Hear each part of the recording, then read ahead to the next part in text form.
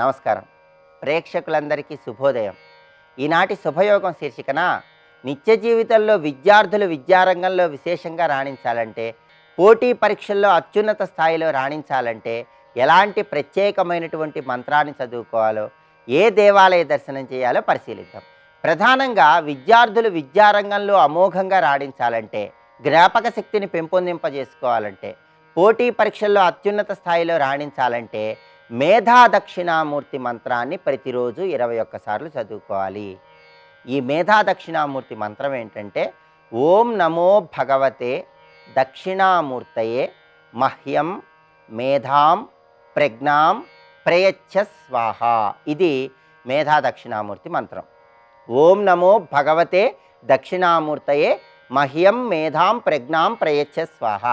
ఈ మంత్రాన్ని విద్యార్థులు 21 సార్లు చదువుకోవటం ద్వారా అఖండ మేధా సంపత్తిని పెంపొందింపజేసుకోవచ్చు. పోటీ పరీక్షల్లో అత్యున్నత స్థాయిలో రాణించవచ్చు. జ్ఞాపక శక్తిని పెంపొందింపజేసుకుని విద్యారంగంలో తిరుగులేని విజయాలను అందిపుచ్చుకోవచ్చు. అలాగే విద్యార్థులు విద్యారంగంలో అమోఘంగా రాణించాలంటే తమిళనాడులో కుంభకోణం నుంచి 18 కిలోమీటర్ల దూరంలో అలంగుడి దక్షిణామూర్తి ఆలయం అనే ఒక ప్రత్యేకమైన ఆలయం ఉంటుంది. ఆ ఆలయాన్ని గురువారం రోజు దర్శనం చేసుకోవాలి. అలా దర్శనం చేసుకుంటే విద్యార్థులు విద్యారంగంలో తిరుగులేని విజయాలను సాధిస్తారు. ఈ అలంగుడి దక్షిణామూర్తి ఆలయానికి ఉన్న ప్రత్యేకత ఏంటంటే, దేవతలు దానవులు పాల సముద్రాన్ని చిలికినప్పుడు ఆ క్షీరసాగర మథనంలో హాలాహలం వచ్చింది. ఆ హాలాహలాన్ని పరమేశ్వరుడు స్వీకరిస్తాడు. పరమేశ్వరుడు ఆ హాలాహలాన్ని స్వీకరించి ఆపద నుంచి దేవదానవులను కాపాడాడు కాబట్టి ఆపత్ సహాయేశ్వరుడు అనే పేరుతో దేవతలు దానవులు క్షీరసాగర మథనం సమయంలో పరమేశ్వరుణ్ణి కీర్తిస్తారు. అప్పుడు పరమేశ్వరుడు ఆపత్ సహాయేశ్వరుడుగా వాళ్ళందరికీ కూడా జ్ఞానబోధ చేస్తాడు. అలా జ్ఞానబోధ చేసేటప్పుడు పరమేశ్వరుడు దక్షిణామూర్తిగా మారిపోతాడు.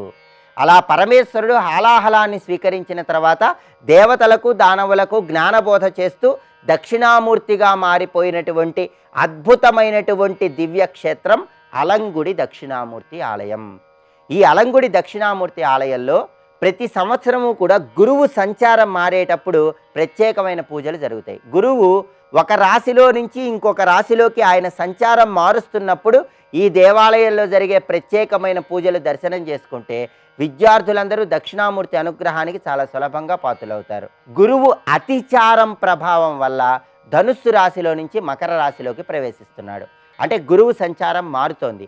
ఇలా గురువు సంచారం మారే సమయంలో అలంగుడి దక్షిణామూర్తి ఆలయంలో స్వామిని దర్శనం చేసుకుంటే అద్భుతమైన శుభ ఫలితాలు కలుగుతాయి. అలాగే గురుగ్రహ దోషాలు ఉన్న వాళ్ళు ఎవరైనా సరే ఈ అలంగుడి దక్షిణామూర్తి ఆలయంలో స్వామివారిని దర్శనం చేసుకుని స్వామి సన్నిధిలో 24 నేతి దీపాలను వెలిగించాలి.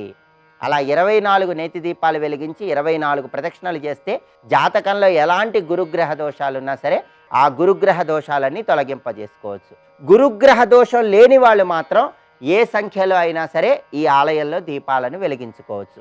గురుగ్రహ దోషం ఉన్నవాళ్ళు మాత్రం 24 నేతి దీపాలు వెలిగించాలి. అలాగే ఇక్కడ స్వామివారికి మల్లెపూలతో పూజ అంటే చాలా ఇష్టం. అలంగుడి దక్షిణామూర్తి ఆలయంలో స్వామికి మల్లెపూలతో అర్చన చేయించుకుంటే మీ పిల్లలు విద్యారంగంలో తిరుగులేని విజయాలను అందిపుచ్చుకుంటారు. అలాగే స్వామివారికి పసుపు రంగులో ఉన్న వస్త్రాలంటే ఎంతో ప్రీతిపాత్రం. పిల్లలందరూ కూడా ఈ ఆలయాన్ని దర్శనం చేసినప్పుడు తల్లిదండ్రులు వాళ్ళ పిల్లల చేత పసుపు రంగు వస్త్రాలు స్వామివారికి సమర్పించేలాగా చూడాలి. అలా చేస్తే అలంగుడి దక్షిణామూర్తి విశేషమైన అనుగ్రహం కలిగి పిల్లలందరూ కూడా విద్యారంగంలో తిరుగులేని విధంగా అద్భుతమైనటువంటి విజయాలను అందిపుచ్చుకోవచ్చు. కాబట్టి తమిళనాడులో కుంభకోణానికి దగ్గరలో ఉన్నటువంటి ఈ అలంగుడి దక్షిణామూర్తి ఆలయాన్ని ఎప్పుడైనా సరే గురువు సంచారం మారేటప్పుడు కానీ గురువారం కానీ తల్లిదండ్రులు పిల్లలను తీసుకుని వెళ్ళి దర్శనం చేయించాలి. ఆ ప్రభావం వల్ల పిల్లలందరూ తిరుగులేని విధంగా విద్యారంగంలో అమోఘమైనటువంటి విజయాలను అందిపుచ్చుకోవచ్చు.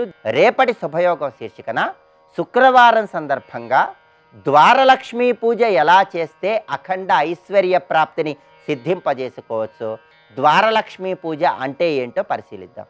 నమస్కారం.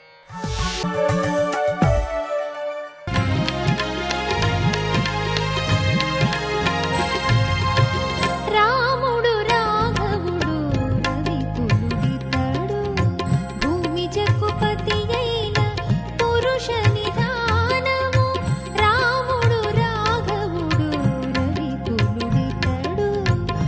చంద్రులు, ఆకాశము, గ్రహములు, పగలు, రాత్రి, దిక్కులు, భూమి, గంధర్వులు, వీళ్ళందరూ కూడా గృహేషు గృహదేవతా, ఈ ఇంట్లో ఉన్న గృహదేవతలు, యాని చాన్యాని భూతాని, ఇంకా ఏ దివ్యశక్తులోనే అవన్నీ కూడా జానేయు భాషితం తవా, నీ మాటలు వింటున్నాయి, తెలుసుకుంటున్నాయి. ఓ దశరథ ఎలా మాట్లాడుతున్నదో చూడండి ఇక్కడ.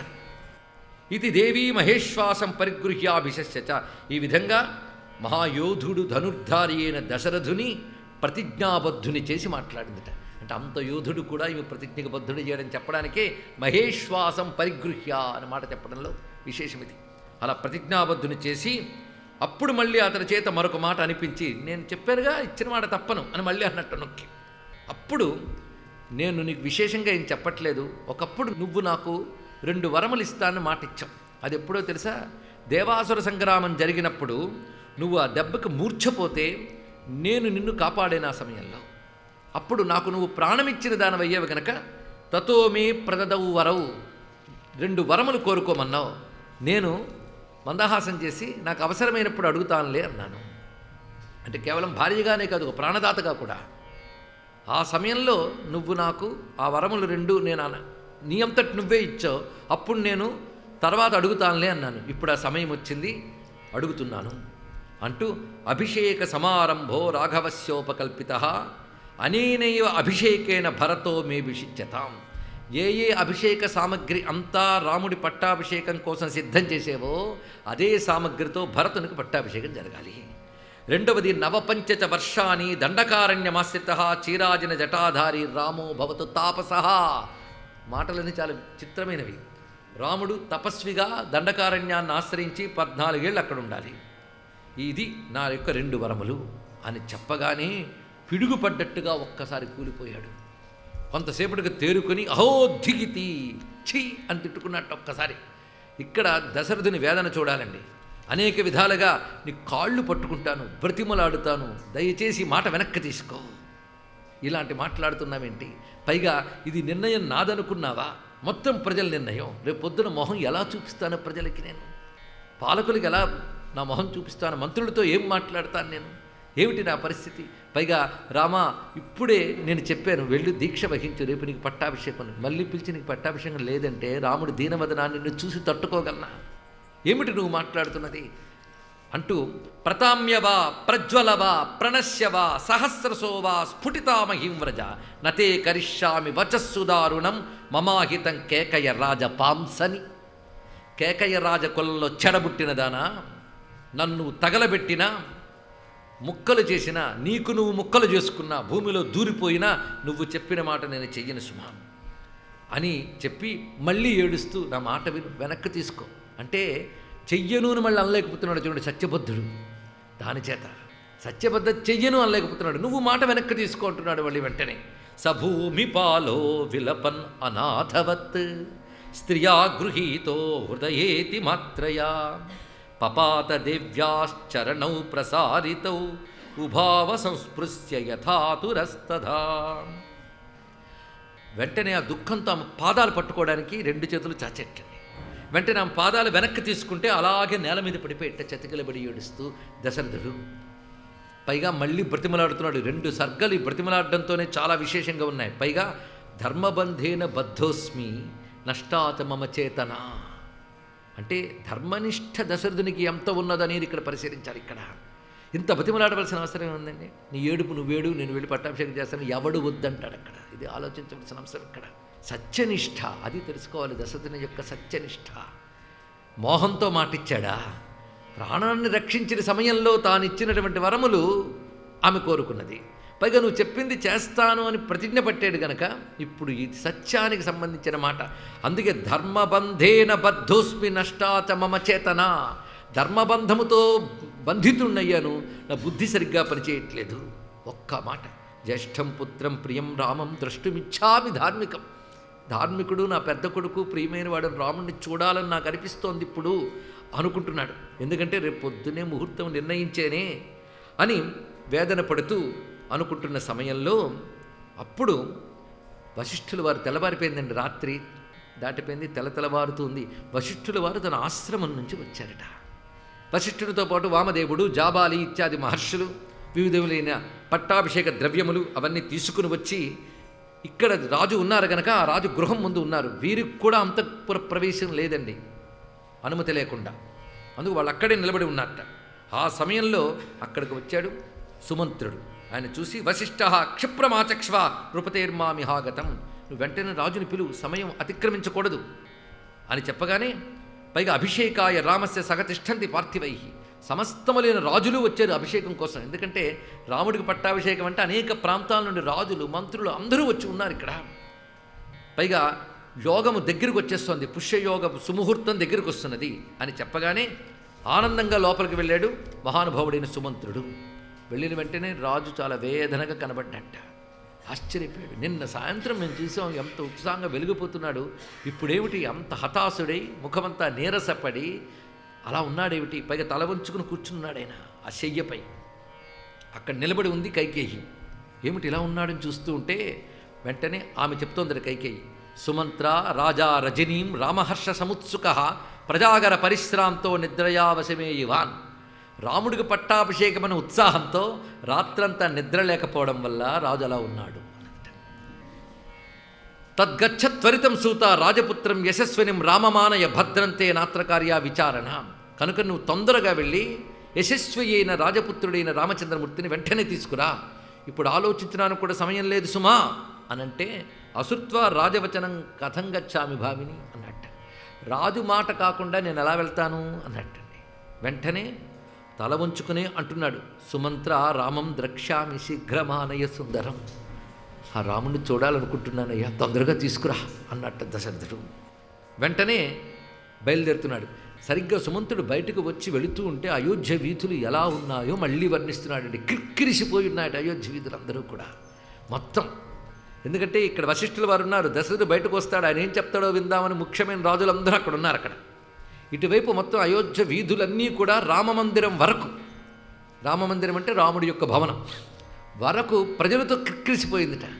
అనేక దూర ప్రాంతాల నుండి వచ్చినటువంటి ముఖ్యులందరూ కూడా రకరకాల కానుకలు పట్టుకుని వచ్చారట రాముడికి ఇద్దామని. వీళ్ళందరూ రాముడి గుమ్మం ముందు అంటే ఆ కోట ముందు వాళ్ళందరూ ఉన్నారు. ఆ కిక్కిరిసిన జనం మధ్యలోంచి సుమంత్రుడు లోపలికి చేరుకున్నాడు. ఆ భవనం ఏ విధంగా ఉన్నదో ఇక్కడ చాలా అద్భుతమైన వర్ణన ఉన్నది. తతో దదర్శ రుచిరం కైలాస శిఖర ప్రభం రామ వేస్మ సుమంత్రస్తు శక్రవేస్మ సమప్రభం. ఇంద్రభవనం వలె కైలాస శిఖరం వలె తెల్లగా ఉన్నటువంటి అద్భుతమైన భవనం అది. ఉపస్థితై సమాకీర్ణం జనైరంజలికారిభి ఉపాదాయ సమాక్రాంతై తథా జానపదైర్జనై. రెండు చేతులు దోయిలించి కుసుమాలు కానుకలు పట్టుకుని నిలబడినటువంటి జనసమూహంతో ఉన్నటువంటి ఆ భవనాన్ని పరిశీలించి భవనంలో వివిధ కక్షలు దాటి అందులో రామచంద్రమూర్తికి ప్రీతిపాత్రమైన భద్రగజ ఒక చోట కనబడిందిట. అవన్నిటిని చూస్తూ రాముని యొక్క అంతఃపురంలోకి వెళ్ళాడు. అక్కడ దీక్షితుడైన రామచంద్రమూర్తిని చూసి, కౌసల్యా సుప్రజా రామా పితా త్వాం ద్రష్టుమిచ్చతి, తండ్రి నిన్ను చూడాలనుకుంటున్నాడయ్యా రా అని పిలిచారు. కైకేయి భవనంలో ఉన్న నీ తండ్రి నిన్ను రమ్మన్నాడు అనగానే, ఇది పట్టాభిషేకం కోసమని కాదు, రమ్మన్నాడు అనగానే వెంటనే రాముడు బయలుదేరాడు అక్కడి నుంచి. రాముడు భవనంలోంచి బయటికి రాగానే ప్రజోత్సాహం పొంగులు వారిందండి. అందరూ చేతిలో ఉన్న కుసుమాలు రామునిపై వెదజల్లేరు. పైగా కొందరు సౌధోపరి భాగములు ఎందున్నట్ట వాళ్ళు కూడా పువ్వులు వేస్తూ రాముడిని చూస్తూ మైమరిచిపోయాట రామచంద్రమూర్తిని. అటు తర్వాత సుమంత్రుడు తెచ్చిన రథంపై రామచంద్రమూర్తి అధిరోహణం చేశాడు. రథం కదులుతూ వెళుతోంది. ఆ రథం నెమ్మదిగా కదుపుతున్నట్టు, ఎందుకంటే ప్రజలు అంత క్రిక్కిరిసి ఉన్నారు, వాళ్ళందరూ రాముడిని చూడాలని కుతూహలంతో ఉన్నారు. అక్కడ దూరం నుంచి రథం వస్తూ ఉంటే ఇక్కడి నుంచి రామునే చూస్తున్నట్టు అందరూ. సరిగ్గా రథం దగ్గరికి వచ్చేటప్పుడు రాముడినే చూస్తున్నట్ట. రథం దాటిపోయినా వెళ్ళిపోయిన వైపే చూస్తున్నారు కానీ చూపు వెనక్కి తిప్పుకోవట్లేదు. సర్వం శ్రీ రామచంద్ర చరణారవిందార్పణమస్తు. స్వస్తి.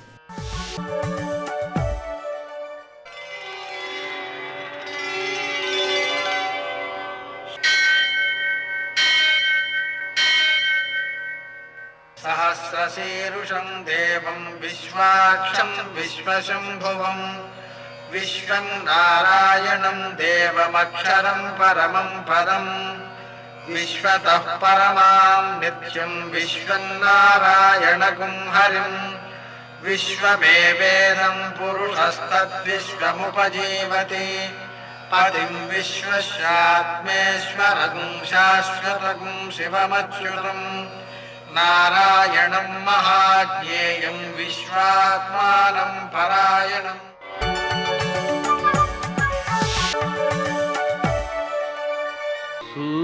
शौर्यमथेन्दुरिन्द्रपदवी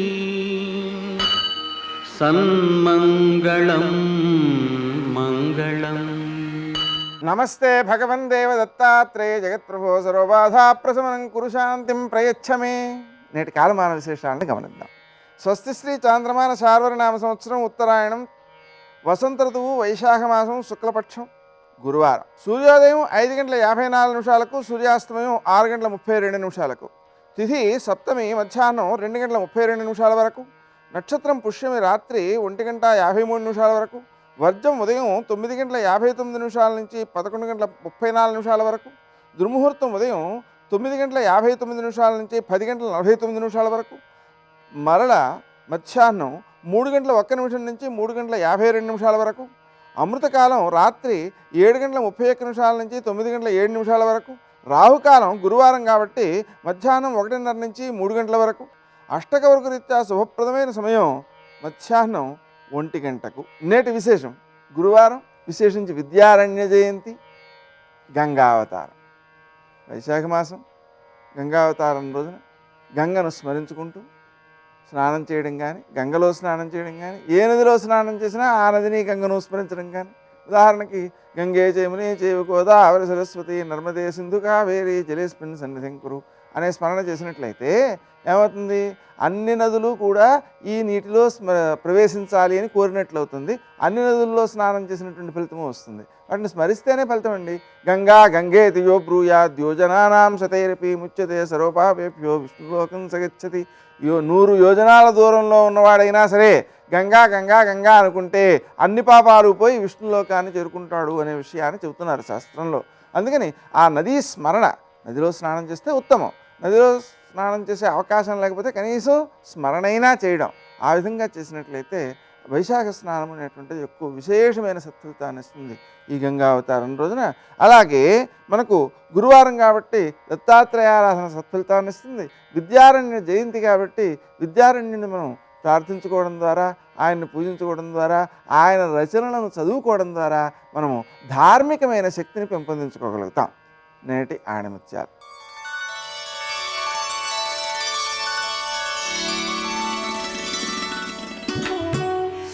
అయోగ్యులు పెత్తనం చేసినంతకాలం ఉత్తములకు కడగండ్లు తప్పవు.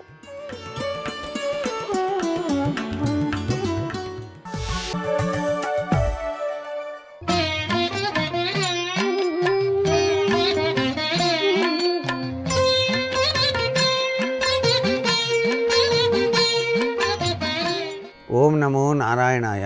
ఓం నమః శివాయ. శ్రీమాత్రే నమః. ఈరోజు సప్తమి తిథి. నిత్యం కూడాను చేసేటువంటి ఆరాధనతో పాటుగా సప్తమి తిథి అనేటువంటిది చాలా విశిష్టవంతమైన ప్రభావాన్ని కలిగింపచేస్తుంది.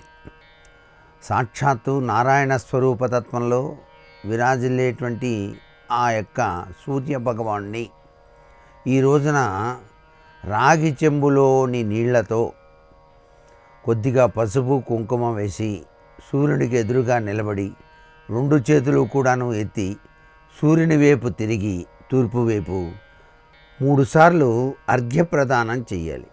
ఈ విధంగా కనుక అర్ఘ్యప్రదానం చేసినట్లయితే సప్తమీ తత్వరీత్యా చక్కటి యోగవంతమైన ప్రభావాన్ని మనందరికీ కూడాను కలిగిస్తున్నటువంటి ప్రత్యక్ష సాక్షీభూత దైవం సర్వవిధ శ్రేయోదాయకవంతమైన ఆరోగ్యప్రదమైన జీవితాన్ని మనకు ప్రసాదించడానికి ఆస్కారం ఉంటుంది. అంతేకాకుండా సూర్యభగవానికి చాలా ఇష్టవంతమైనటువంటిది ఎరుపు రంగు పువ్వు. ఈ ఎరుపు రంగు పూలు సూర్యభగవానికి కనుక సమర్పించినట్లయితే చాలా చక్కటి అదృష్టాన్ని మనం సాధించుకోవడానికి ఆస్కారం ఉంటుంది. సూర్య ఆరాధనలో అద్వితీయమైనటువంటి పారాయణ తత్వం అరుణ పారాయణము అని చెప్పేసి మనకు శాస్త్రాలు చెప్పారు. ఈ అరుణ పారాయణం ప్రతివారు కూడాను తమ గృహాల్లో సూర్య భగవాన్ యొక్క రూపును ఉంచి నిత్యం కూడా ఆరాధన చేయవచ్చు. ఇలా కనుక చేసినట్టయితే హృదయానికి కంటికి సంబంధించినటువంటి రుగ్మతలన్నీ కూడాను తొలగిపోతాయి అని చెప్పేసి శాస్త్రం. అంతేకాకుండా విపరీతమైనటువంటి శక్తి పుంజాల్ని ప్రసాదించేవాడు ఎవరు అంటే సూర్యుడే. మనిషిలో నీరసం వచ్చినప్పుడు ఆ నీరసాన్ని తొలగించి ఉత్సాహాన్ని కలిగించేది సూర్యోపాసన. అందుచేతనే రామాయణంలో కూడాను శ్రీరామచంద్రమూర్తి రావణాసునితో యుద్ధం చేసేటప్పుడు కొద్దిగా నీరసపడిపోయాడు. అటువంటి సమయంలోనే ఆయనకు దివ్యవంతమైనటువంటి శక్తితత్వాన్ని మరింతగా ప్రసరింపజేయటానికి ఆ యొక్క ఆదిత్య హృదయాన్ని ఉపదేశం చేయటం జరిగింది అగస్త్యుల వారు. అందుచేత అంత గొప్ప విశేషకరమైనటువంటి ఆదిత్య హృదయ స్తోత్రం ప్రతినిత్యం కూడాను మానవులు గనక పఠించినట్లయితే, అందున సప్తమి తిథి నాడు తప్పనిసరిగా పఠించినట్లయితే సర్వ విధములైనటువంటి శ్రేయోదాయకవంతమైనటువంటి ఆరోగ్య జీవితాన్ని మనం సాగించడానికి ఆస్కారం ఉంటుంది. అంతేకాదు సూర్య భగవాన్ని యొక్క మూల మంత్రమైనటువంటిది ఓం ఘృణి సూర్య ఆదిత్యోం అని. ఈ ఓం ఘృణి సూర్య ఆదిత్యం అనే మంత్రాన్ని ప్రతినిత్యం ప్రతి వాళ్ళు కూడాను ధ్యానం చేసినట్లయితే తప్పనిసరిగా కంటి చూపుకు సంబంధించినటువంటి రుగ్మతల నుంచి, హృదయానికి సంబంధించినటువంటి రుగ్మతల నుంచి బయలుపడటానికి ఆస్కారం ఎక్కువగా ఉంటుంది. సర్వే జనా సుఖినో భవంతు. జయ జయ జయ జయ జయ శ్రీ హనుమా, జయ జయ జయ జయ ప్రభుదయ గనుమా. జయ జయ జయ జయ జయ శ్రీ హనుమా, జయ జయ జయ జయ ప్రభుదయ హనుమా. హనుమ యొక్క ఉపాసన బలాన్ని ప్రశ్నించింది. మనం తెల్లవారి లేస్తే అధాంగ పూజ అని చేస్తాం.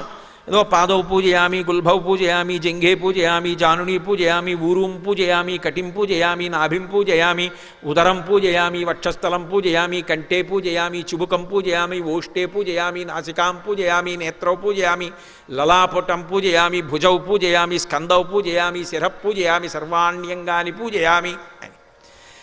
నిజంగా పూజ చేసింది నిజమైతే పువ్వు పాదౌ పూజయామి అంటే పాదాలు కనపడాలి, జంఘే పూజయామి ఏదో జానుని పూజయామి మోకాళ్ళు కనపడాలి, ఊరు పూజయామి తొడలు కనపడాలి, కటిం పూజయామి నడుం కనపడాలి, నాభిం పూజయామి బొడ్డు కనపడాలి, ఉదరం పూజయామి పొట్ట కనపడాలి, వక్షస్థలం పూజయామి గుండెలు కనపడాలి, భుజౌ పూజయామి భుజాలు కనపడాలి, హస్తౌ పూజయామి చేతులు కనపడాలి, కంఠే పూజయామి కంఠం కనపడాలి, చుబుకం పూజయామి గడ్డం కనపడాలి, ఓష్ఠే పూజయామి పెదవులు కనపడాలి, నాసికాం పూజయామి ముక్కు కనపడాలి, నేత్రే పూజయామి కళ్ళు కనపడాలి, లలాటం పూజయామి లలాటం కనపడాలి, శిర పూజయామి తల కనపడాలి, సర్వాణ్యంగాని పూజయామి. పువ్వులు ఇలా విడిచిపెట్టేస్తే పువ్వులు పడుతున్నంత వేగంగా పైనుంచి కిందకు చూడాలి. నువ్వు నిజంగా ఉపాసన చేసింది నిజమైతే ఏది రాముడు ఎలా ఉంటాడు చెప్పు అంటే, కాళ్ళ దగ్గర నుంచి బొటనవేళ్ళు, గోళ్ళు, చిటికిన వేలు, ఆయన చీలమండలు, ఆయన కాలు, ఆయన మోకాలు, ఆయన తొడలు, ఆయన నాభి, ఆయన యొక్క కడుపు, ఆయన గుండెలు అన్నీ విడిచిపెట్టకుండా చెప్పగలిగితే ఆనాడు నేను ఉపాసన చేశానని గుర్తు. హనుమ యొక్క ఉపాసన సౌందర్యాన్ని ప్రశ్నించింది అమ్మవారు. ఏది చెప్పు? యాని రామస్య లింగాని లక్ష్మణస్య చవానర. రాముడే కాదు, రాముడు ఉంటే రాముడి పక్కన లక్ష్మణుడు ఉంటాడు, ఇద్దరు ఎలా ఉంటారో తెలియాలి. అంతేకాదు వాళ్ళ గుణాలు ఎలా ఉంటాయో తెలియాలి. ఏది చెప్పు? అమ్మా నన్ను పరీక్షించడానికి వేశావు ఈ ప్రశ్న. రాముడు ఎలా ఉంటాడో లక్ష్మణుడు ఎలా ఉంటాడో నీకు తెలీదా? ఎవరికి చెప్తున్నది? సీతమ్మకి చెప్తున్నారు. రాముడి అంగప్రత్యంగములు వర్ణించడంలో ఎక్కడైనా చిన్న తేడా వస్తే నిరంతర ఉపాసన, రాముణ్ణి పైనుంచి కిందకి, కింద నుంచి పైకి ధ్యానంలో ఆవిడ ఉపాసన చేస్తూ ఉంటుంది. హనుమ ఉపాసనని ఆవిడ ప్రశ్నించింది, ఆయన నిరూపించుకున్నారు. అందుకని సౌందర్యం, అందుకు సుందరకాండ. వెంటనే ఆయన అన్నారు, అమ్మా నాకు సంతోషమే రాముడి గురించి మాట్లాడడం అంటే. రామ కమలపత్రాక్ష సర్వసత్వ మనోహర రూపదాక్షిణ్య సంపన్న ప్రసూత జనకాత్మజే. అమ్మ అవి కొత్తగా నేర్చుకున్న గుణాలు కావమ్మా, రాముడికి పుట్టుకతో వచ్చాయి. రాముడి గురించి చెప్పయ్యా అంటే చాలా ఎంత సంతోషం, అవకాశం దొరికింది అంతే చాలండి. రామ కమలపత్రాక్ష, కమలపత్రములు ఎలా ఉంటాయో రాముడి కళ్ళు అలా ఉంటాయమ్మా. అసలు ఆ కళ్ళు చూసి మోహించేయి కదమ్మా సర్వ ప్రపంచకమైంది. సమస్త భూతములు రాముడి కళ్ళ వంక చూస్తే వశపడిపోతారు, అంత అందమైన కళ్ళు. రామో రాజీవలోచన. కాబట్టి రామ కమలపత్రాక్ష సర్వసత్వ మనోహర. ఆయన వెళ్ళిపోతుంటే అకాలంగా చెట్లు పూస్తాయి, క్రూర మృగాలు కూడా ఆయన్ని చూస్తూ అలా ఉండిపోతాయి. అంతటి అందగాడమ్మా అటువంటి కళ్ళమ్మ ఆయనవి. రామ కమలపత్రాక్ష సర్వసత్వ మనోహర రూప దాక్షిణ్య సంపన్న. పైకి రూపం అందంగా ఉండి లోపల మోసకారి బుద్ధులు ఉన్నవాడు కాడమ్మా. అటువంటి దక్షత ఉన్నవాడు, దయ ఉన్నవాడు. ప్రసూత జనకాత్మజే. ఇవి మధ్యలో నేర్చుకున్న ఒక పుట్టుకతో వచ్చాయి నీలాగి. సీతమ్మకి ఎలా వచ్చాయో ఆయనకి అలా వచ్చాయి. ప్రసూత జనకాత్మజే రామో భామిని లోకస్య చాతుర్వర్ణస్య రక్షిత మర్యాదానాంచ లోకస్య కర్త కారయితా చ సహా. మర్యాదానాంచ లోకస్య, మర్యాదా పురుషోత్తముడు. ఇలా ఉండాలి కట్టుబాటు అంటే అని చెప్తాడు. ఆ కట్టుబాటు అలా జరిగేటట్టు చూస్తాడు. కట్టుబాటు తప్పడం రాముడికి ఇష్టం ఉండదు. అంటే ఆచారకాండ మీద అంత నమ్మకం ఉన్నవాడు. యజుర్వేద వినీతశ్చ వేద విద్భి సుపూజిత ధనుర్వేదే చ వేదేషు వేదాంగేషు చ నిష్ఠిత.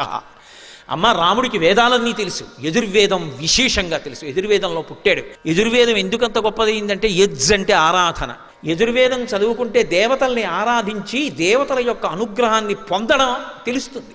అందుకే మీరు చూడండి రామాయణంలో లక్ష్మణస్వామి వచ్చి అరణ్యకాండలో మాట అంటాడు, అన్నయ్య పర్ణశాల నిర్మించమన్నావు, పరమానస్మి కాకుచ్ఛా త్రైవర్ష శతం స్థితే స్వయంతు రుచిరే దేశే క్రియాతుమితిమాం వద అన్నాడు అరణ్యకాండ. అన్నయ్య పర్ణశాల కట్టాను, ఎటువంటి లక్షణాలతో ఉండాలో అలా కట్టాను, అన్నయ్య నువ్వు సీతమ్మ లోపలికి ప్రవేశించండి అన్నాడు. లక్ష్మణస్వామి వంక చూసి నవ్వి రాముడు అన్నాడు, లక్ష్మణ గృహప్రవేశం అలా చేయకూడదురా. గృహప్రవేశం చెయ్యాలి అంటే మొట్టమొదట కర్తవ్యం వాస్తుశమనం సౌమిత్రే చిరజీవిభి. ఒక ఇంట్లోకి ప్రవేశించే ముందు తప్పకుండా ఆ ఇంట్లో గృహదేవతలు, ఆ ఇంట్లో ఉండేటటువంటి ఇతర భూతములు అనుగ్రహించాలి అంటే కర్తవ్యే వాస్తుశమనం, వాస్తు పూజ, వాస్తు హోమము చెయ్యాలి. చేసే హోమంలో దేవతలకి హవిస్సు ఇవ్వాలి. దేవతలకి హవిస్సు ఇచ్చి ఇంట్లోకి ప్రవేశించాలి. నాకు ఆ మంత్రములు వచ్చురా, వెళ్ళి నేను పదార్థాలు చెప్తాను పట్రా, హోమం చేసి లోపలికి ఎడదాం అన్నాడు. ఆయన అంతటి యజుర్వేదవేత్త, ఆయనకి తెలియనిదేం లేదు. అందుకని యజుర్వేద వినీతశ్చ వేద విద్భిస్సు పూజిత ధనుర్వేదే చ వేదేషు. ధనుర్వేదం బాగా తెలుసున్నవాడు. వేదాలే కాదమ్మా వేదాంగేషు చ నిష్ఠిత, వేదము యొక్క అంగములన్నీ చదువుకున్నవాడు. అందుకే సభలో కాలు మీద కాలు వీరాసనం వేసుకుని అందరికీ పాఠం చెప్తాడు, వేదాంత పాఠం. వైదేహీ సహితం సురద్రుమతలే హైమే మహామండపే మధ్యే పుష్పకమాసనే మణిమయే వీరాసనే సుస్థితం అగ్రే వాచయతి ప్రభంజనసుతే తత్వం మునిభ్యపరం వ్యాఖ్యాంతం భరతాదిభి పరివృతం రామం భజే శ్యామలం. వేదాంత పాఠం చెప్తూ ఉంటాడు. అటువంటి మహానుభావుడమ్మా. కాబట్టి యజుర్వేద వినీతశ్చ వేద విద్భి సుపూజిత ధనుర్వేదే చ వేదేషు వేదాంగేషు చ నిష్ఠిత తేజసాదిత్య సంకాశ క్షమయా పృథివీ సమః బృహస్పతి సమోబుద్ధ్య యశసా వాసవో సమః. అమ్మ రాముడంటే వీరొక సూర్యుడమ్మ. ఆయన భూమి మీద నడిచి వెళ్ళిపోతుంటే సూర్యుడు ఎడుతున్నట్టు ఉంటుంది. తేజసాదిత్య సంకాశ. ఎక్కడి నుంచి వచ్చిందో తెలుసా తేజస్సు? ధర్మానుష్ఠానం చేత వచ్చిన తేజస్సు అమ్మ అది. తేజసాదిత్య సంకాశ క్షమయా పృథివీ సమః. భూమికి ఎంత ఓర్పో అంత ఓర్పమ్మ అయింది. ఆయనే కట్టు తప్పితే ఈ లోకాలు నిలబడవు. అందుకు కదమ్మా ఇంకా నిలబడ్డాడు రావణాసురుడు. కాబట్టి క్షమయా పృథివీ సమః బృహస్పతి సమో బుద్ధ్య. బుద్ధిలో బృహస్పతి లాంటి వాడమ్మా. యశసా వాసవో సమః. కీర్తిలో ఇంద్రుడి లాంటి వాడమ్మా ఆయన. అటువంటి మహానుభావుడమ్మా. రక్షిత జీవలోకస్య ధర్మస్య పరిరక్షిత రక్షిత స్వస్య ధర్మస్య స్వజనస్య రక్షిత. ఆయన లోకాలన్నీ రక్షిస్తాడు. ఆయనని నమ్ముకుని ధర్మాన్ని నమ్ముకున్న వాళ్ళని ప్రత్యేకంగా రక్షిస్తాడు. వాళ్ళ కోసం నిలబడతాడు. వీరరాఘవ విజయరాఘవ అని 2 పేర్లు అందుకే ఆయనకి. ఎప్పుడూ ధనస్సు పట్టుకుని నించుని ఉంటాడు. ఎవరు ఆయనని నమ్ముకున్నారో వాళ్ళ కోసం ఎంత కిందకైనా వచ్చేస్తాడు. తులసీదాస్ గారు రాత్రి నిద్రపోతున్నారు. ఆయన ఇంటి గోడకి కన్నం వేసి దొంగలు లోపలికి వెళ్ళారు. లోపలికి వెళ్ళిన తర్వాత ఏదో తులసీదాస్ గారి ఇంట్లో ఏముంటాయి, ఓ జపమాల, ఓ పురాణం పెట్టుకునేటటువంటి పీట, ఇలాంటివేవో ఉంటే ఇంతకన్నా ఏమీ దాచలేదు. మూట కట్టుకుని వాళ్ళు ఆ మూట మెల్లిగా లాగేద్దామని అక్కడ పెట్టుకుని వాడు తల బయటెట్టాడు. పెట్టేటప్పటికీ నీల సంకాశమైనటువంటి వర్ణంతో మెరిసిపోతున్న పాదాలు, బంగారు పావుకోళ్ళు కనపడ్డాయి. వాడు కొంచెం పైకి ఎత్తి చూశాడు. పట్టుబట్ట, కొంచెం ముందుకు పెట్టిన మోకాలు, నడుం, విశాలమైనటువంటి వక్షస్థలం, ఆ పక్కన భూమి మీద ఊంచి ఉండి మనుతిరిగినటువంటి ధనస్సు, దాన్ని పట్టుకుని ఒక ఆయన ఇలా చూస్తున్నాడు. చూసి తల లోపలికెట్టాడు. రే బయట ఎవడో ధనస్సు పట్టుకుని ఉన్నాడు రా అన్నాడు రెండో దొంగతో. రెండోవాడు కొంతసేపు అయ్యాక తల పైటెట్టాడు. పెడితే ఊరే ఆయనే కాదురా, పక్కన ఎర్రగా ఇంకో ఆయన కూడా ఉన్నాడు రా అని మళ్ళీ లోపలికి వచ్చారు. వెళ్ళిపోతారేమో అని తెల్లారే వరకు కూర్చున్నారు. వాళ్ళిద్దరు వెళ్ళరు. ఆఖరికి తెల్లవారిపోయింది. తెల్లవారిపోయాక తులసీదాస్ గారు నిద్రలేస్తారా? తెల్లవారుజాము సమయం అయింది. తులసీదాస్ గారు నిద్రలేచారు. ఇలా బయటకు వచ్చేటప్పటికి దొంగలు ఇద్దరు కూర్చుని ఉన్నారు అన్ని మూట కట్టుకుని. ఆయన చూశారు. నమ చౌరాయిచ శిష్ప్యాయిచ ఫేర్యాయిచ శకత్యాయిచ ప్రవాహ్యాయిచ. దొంగలో కూడా ఈశ్వరుణ్ణి చూస్తారు ఆయన. ఆయన అన్నారు, అయ్యయ్యో అదేమిటి అలా మూటగట్టు కూర్చున్నారు, వెళ్ళిపోయారా అన్నారు. బయటికి ఎడదామంటే ఇద్దరు నించున్నారు. ఒకడు నల్లగా ఉన్నాడు, ఒకడు ఎర్రగా ఉన్నాడు. రాత్రంతా నించునే ఉన్నారు. పైగా చేతిలో కోదండాలు ఉన్నాయి. ఇలా చూస్తున్నారు. కానీ ఎంత అందంగా ఉన్నారు. అలా చూసిన వాళ్ళ అందం ఏమిటో అలా ఉంది. ఎవరు వాళ్ళని తులసీదాస్ గారిని అడిగారు. తులసీదాస్ గారు బోర్న ఏడ్చారు. ఇంతోటి నా పురాణ పీఠం ఆచమన పాత్ర కోసం రాత్రంతా నించున్నారా రామలక్ష్మణులు ఇద్దరూ కాపు కాయడానికి. కాబట్టి మహానుభావుడు ఆయన ఎవరి కోసం రాలేదు. ఒకానొకనాడు త్యాగరాజస్వామి వారు దక్షిణ దేశంలో వచ్చిందే ఒక్కసారి యాత్రకి. ఓ జమీందారు ఇంటికి వెడితే జమీందారు గారు ఏదో 500 రూపాయలు ఇచ్చాడు. ఇస్తే శిష్యుడు అన్నాడు, మా గురువుగారు డబ్బులు ఇచ్చుకోరు అన్నాడు. మీ గురువుగారు శ్రీరామనవమి ఉత్సవాలు చేస్తారట కదా, ఉత్సవానికి ఇస్తున్నాడు, ఇది రాముడి కోసం ఇచ్చాను తీసుకోమన్నాడు. రాముడి కోసం ఇస్తే మా గురువుగారి కోసం కాదు కదా, అతను తీసుకుని ఆ పల్లకి బొంత కింద ఎట్టాడు. పల్లకి వెళ్ళిపోతుంది అరణ్యంలో. మరునాడు దొంగలు అట్నుంచి వచ్చారు, అందరూ పారిపోతున్నారు బాటసారులు. ఈ పల్లకి మోస్తుండగా శిష్యుడు అన్నాడు, గురువుగారు మనం కూడా వెనక్కి వెళ్ళిపోదాం అన్నాడు. ఎందుకురా మన దగ్గర ఏముందని, వాళ్ళు వస్తే మాత్రం ఏం పుచ్చుకుంటారు, పో ముందుకన్నాడు. అంటే ఆయన నసిగాడు. ఎందుకు నసుగుతున్నావు అన్నారు. నిన్నటి రోజున జమీందారు గారు 500 ఇచ్చారండి, తీసుకున్నానన్నాడు. ఎందుకు తీసుకున్నావు అన్నారు. మీకోసమని తీసుకోలేదు, రామనవమి ఉత్సవాలకి రాముడి కోసం తీసుకున్నానన్నారు. ఎక్కడ పెట్టామన్నారు. మీరు కూర్చున్న పల్లకీలో మీ బొంత కిందే ఉందన్నాడు. అయితే అది నా డబ్బు కాదుగా, రాముడిది కదా. అవును, రాముడు ఇచ్చుకోవాలనుకుంటే దొంగలకి ఇచ్చుకుంటాడు, దక్కించుకోవాలంటే దక్కించుకుంటాడు, నీకెందుకు నాకెందుకు పద. పల్లకీ వెళ్ళిపోతోంది. దొంగలు రానే వచ్చారు. వీడు ఒక్కడు ధైర్యంగా వెళ్ళిపోతున్నాడు. ఏమిటంటే పల్లకీ దగ్గరికి అంత దూరం నుంచి కొంచెం దగ్గరికి వచ్చారు. వెంటనే ఆజానబాహుం అరవింద దళాయతాక్షం, ఆయన పెద్ద పెద్ద కళ్ళతోటి రామలక్ష్మణులు ఇద్దరూ కోదండాలు పట్టుకుని కనపడ్డారు. ఎలా? ఆకర్ణాంతము బాణాన్ని లాగి పట్టుకుని ఉన్నారు. వాళ్ళిద్దరూ వెనక్కి తిరిగి పరిగెడుతున్నారు, వీళ్ళిద్దరూ తరుగుతున్నారు. అలా చాలా దూరం వెళ్ళిపోతున్నారు. కానీ వాళ్ళు మధ్య మధ్యలో వెనక్కి చూడడం, ఎందుకంటే బాణం వదిలేస్తే వదిలేశారు కానీ ఇంత అందంగా ఉన్నారు ఏంట్రా అని చూశారు. చూసి చూసి పారిపోయారు. సర్వం శ్రీ ఉమామహేశ్వర పరబ్రహ్మార్పణమస్తు. స్వస్తి.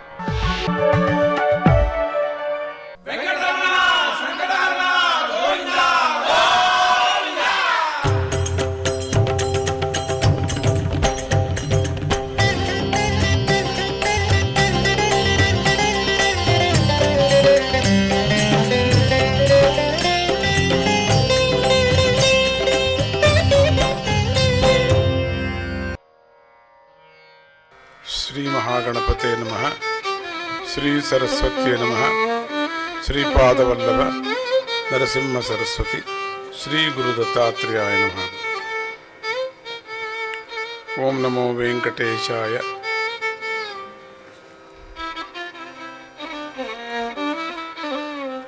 మన సౌభాగ్యము అన్నట్టుగా, మనం చేసుకున్నటువంటి పూర్వ పుణ్యము అన్నట్టుగా స్వామి కథను ఎన్ని మాటలు విన్నా చాలదు. భాగవతాన్ని, రామాయణాన్ని, మహాభారతాన్ని, సూక్తుల్ని ఎన్ని మాటలు విన్నా కూడా మన జన్మ ఎన్నో జన్మలు ఎత్తాల. ఒక జన్మ చాలదు. మన జన్మ ఒక్క జన్మ చాలదు. అటువంటి దివ్యమైనటువంటి మననెవరు, నేనెవరు, నువ్వెవరు, నేనే నువ్వైనప్పుడు, నేనే నువ్వైనప్పుడు, నువ్వే నేనైనప్పుడు, నేను నువ్వు ఒకటైనప్పుడు ఆ ఒకటి ఎవరికి అనుభవం అవుతుంది? నీకు అవుతుందా, నాకు అవుతుందా అనే విచారాన్ని చర్చ చేస్తూ ఉంటారు. అటువంటి ఆధ్యాత్మిక కథనే భాగవతం అన్నారు. కథ కాదు ఇక్కడ. మన వ్యథను పోగొట్టి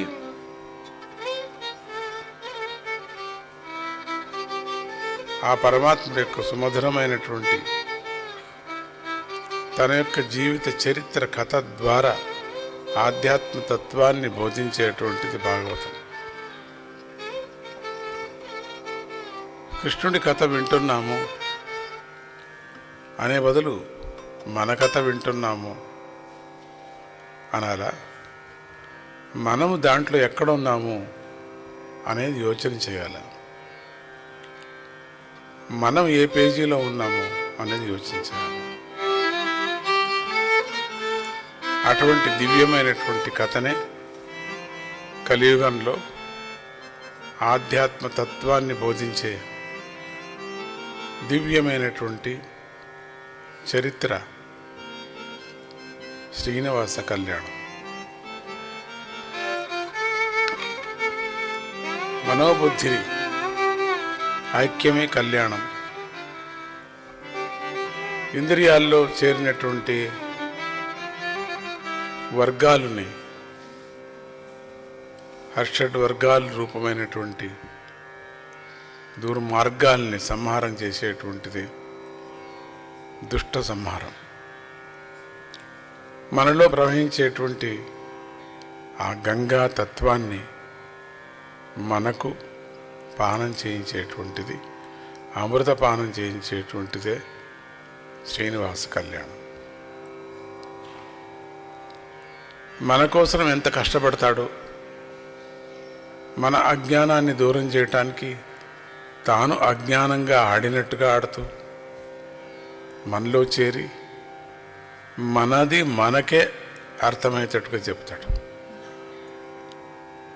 మన అద్దంలో మన ముఖాన్నే చూపించుకొని మన తత్వం ఏమిటి, మేము ఎట్లా ఉన్నామని మనకు తెలిపేటువంటిది. మళ్ళీ మనం దాన్ని అద్దము అని ఒక చోట పెట్టేస్తున్నాం. ఆ అద్దం అద్దంగానే ఉంటుంది. అది వాడు అక్కడ ఉండేటువంటిది వాడేది. వాడే అద్దమ రూపంతో మన యొక్క స్వరూపాన్ని చూపిస్తున్నాడు. ఎందుకంటే మనకు అద్దంగా రూపంగా కనపడుతుంది. ఆ అద్దంలో కనపడేటువంటి ప్రతిబింబం మనం అనుకుంటాం మరి కిరి ఏదో పెట్టా దాని ప్రతిబింబిస్తుంది అని. ఆ ఎనర్జీనే పరమాత్ముడు. అటువంటి ఎనర్జీ కనపడినట్టుగా, పనికొచ్చే పనికి రానట్టుగా, రుచిగా ఉండే రుచి లేనట్టుగా, గోచరించంటే కనపడినట్టుగా, అగోచరంగా తాను అన్ని వస్తువుల్లోనూ ప్రతిబింబించేటువంటి వాడు. అద్దంలో మన ప్రతిబింబం బింబిస్తున్నది, అక్కడ పరమాత్ముడే ప్రతిబింబిస్తున్నాడు. అది ఎట్లవుతుందండి? మన ముఖం కదా, నీ ముఖమే పరమాత్ముడి యొక్క ముఖం. కానీ మన ముఖము అని అంటున్న అదే అజ్ఞానం. దాన్ని నివారణ చేసేటువంటిదే కథా ప్రవాహం. అటువంటి కథలో ఈరోజు మనం ప్రవేశిస్తున్నాం. తెలుగులో అందరికీ అర్థమయ్యేటువంటి సరళమైనటువంటి భాషలో, మామూలు భాషలో శ్రీనివాస కళ్యాణాన్ని మనం చెప్పుకున్నాం. శ్రీకరాధీకర శ్రీ గణపతి దేవరా, శ్రీకరాధీకర శ్రీ గణపతి దేవరా, శ్రీకరాధీకర శ్రీ గణపతి దేవరా, శ్రీకరాధీకర శ్రీ గణపతి దేవరా.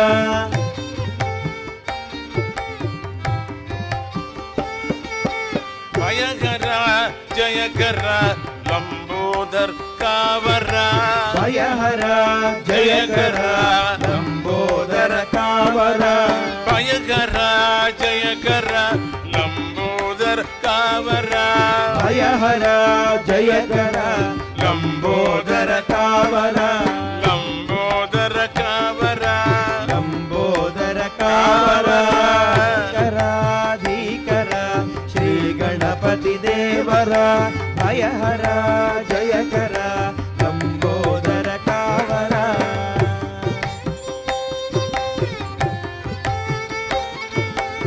ఆదివంద్యనాయక ఆశలన్నీ తీర్చరా, ఆదివంద్యనాయక ఆశలన్నీ తీర్చరా,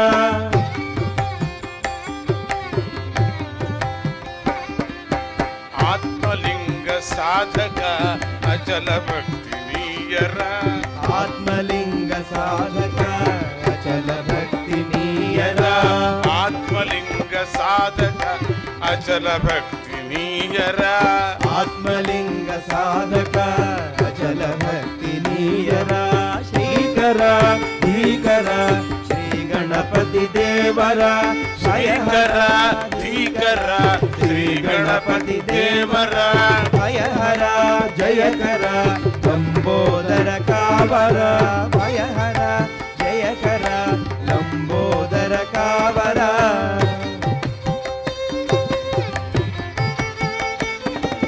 తొలి పూజలు కైకొనరా తుది వరకు నడపరా తొలి పూజలు గైకొనరా తుది వరకు నడపరా తొలి పూజలు గైకొనరా తుది వరకు నడపరా తొలి పూజలు గైకొనరా తుది వరకు నడపరా